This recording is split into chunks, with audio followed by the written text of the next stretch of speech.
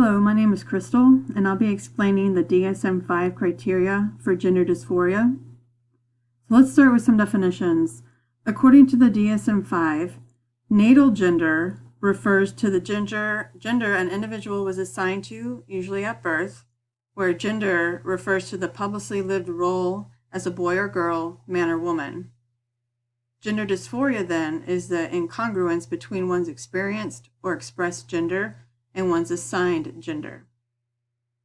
And the prevalence, gender dysphoria is relatively uncommon, with 0.005% to 0.014% for natal males and 0.002% to 0.003% for natal females.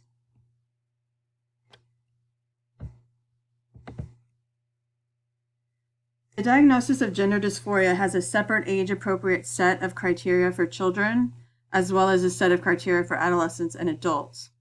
I'll be going over both sets, starting with the one for children. So criteria A starts out with incongruence between one's experienced expressed gender and assigned gender. The duration is for at least 6 months, and there have to be at least 6 of the following criteria, always including criteria A1. So 1, a strong desire to be of the other gender or an insistence that one is the other gender. 2, in boys, a strong preference for cross-dressing or simulating female attire, or in girls, a strong preference for wearing only typical masculine clothing and a strong resistance to the wearing of typical feminine clothing. 3, a strong preference for cross-gender roles in make-believe play or fantasy play. 4, a strong preference for the toys, games, or activities stereotypically used or engaged in by the other gender. 5, a strong preference for playmates of the other gender. 6, in boys, a strong rejection of typically masculine toys, games, and activities, and a strong avoidance of rough and tumble play. Or in girls, a strong rejection of typically feminine toys, games, and activities. 7, a strong dislike of one's sexual anatomy. 8, a strong desire for the primary and or secondary sex characteristics that match one's experienced gender. And criteria B, the condition is associated with clinically significant distress or impairment in social, school, or other important areas of functioning.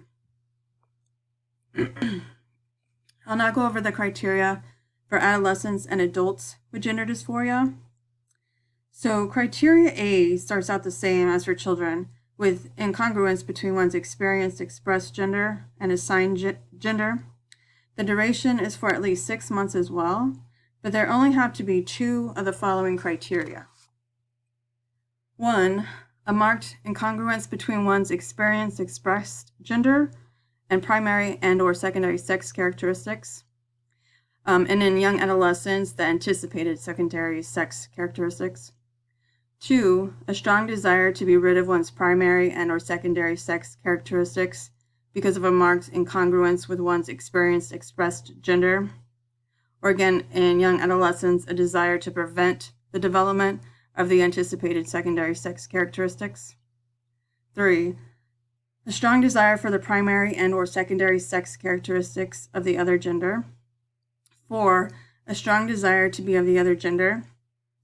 5, a strong desire to be treated as the other gender. 6, a strong conviction that one has the typical feelings and reactions of the other gender. And then criteria B, the condition is associated with clinically significant distress or impairment in social, occupational, or other important areas of functioning. So the diagnostic features the features for gender dysphoria pretty much just expand on the criteria. So for children with gender dysphoria, they may not only dress like the gender they desire to be, but may also have typical hairstyles for those genders, ask to be called a new first name, and sometimes refuse to urinate in a standing or sitting position. Girls may also state that they don't want to menstruate, where boys may pretend to not have a penis. Adolescents may respond with the features listed for either the children or adults and may show concern with the physical changes that are forthcoming. Adults may dress like the desired gender, adopt behaviors and mannerisms of that gender, live as that gender, or may even assume a gender role that is not traditionally male or female. And not all adults will seek medical treatment. So the associated features supporting diagnosis. When puberty starts, boys may start to shave their legs or bind their genitals, while girls may bind their breasts and wear loose clothing to try and hide them. Adolescents may, with or without prescriptions, obtain hormonal suppressors or blockers, as well as start requesting gender reassignment surgery. Older adolescents and adults may not let their genitals be seen or touched during sexual activities with partners.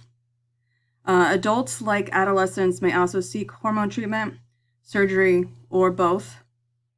And it's important to note that adolescents and adults with gender dysphoria are at a higher risk for suicidal ideations, suicide attempts, and suicides before they have gender reassignment surgery, though the risk may still persist afterward.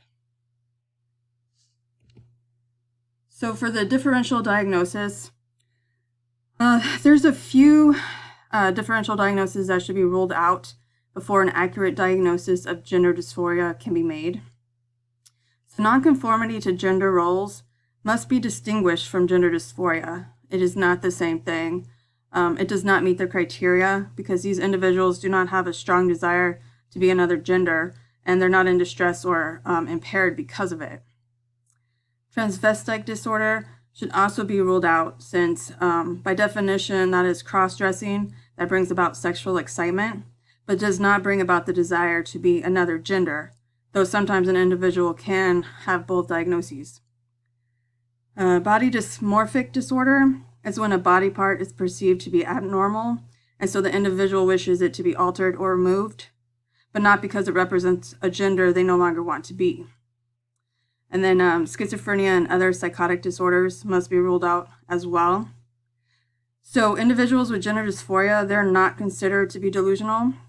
So there is an absence of psychotic symptoms, though an individual can have both diagnoses. And then other clinical presentations to rule out are when males, for aesthetic reasons or for psychological effects, seek castration or a penectomy, but do not change their identity as a male.